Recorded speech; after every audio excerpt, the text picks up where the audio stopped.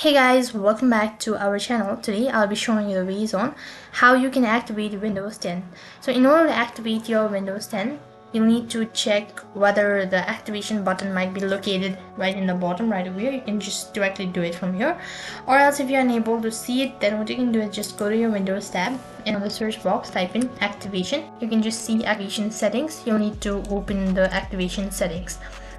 After that, it's gonna direct you to the settings page. Here you'll be able to see this sort of information. If you've not activated your Windows, then you can just see active button, or just there will be some sort of option to activate it. But in my case, I've already active, so you can see there's a green verified button indicating that I've already activated it.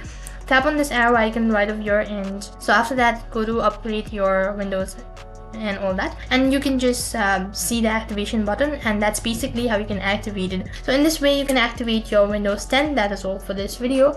I hope the video was helpful. If it did really help you, make sure to like, share and subscribe to our channel. Thank you for watching. See you in the next video.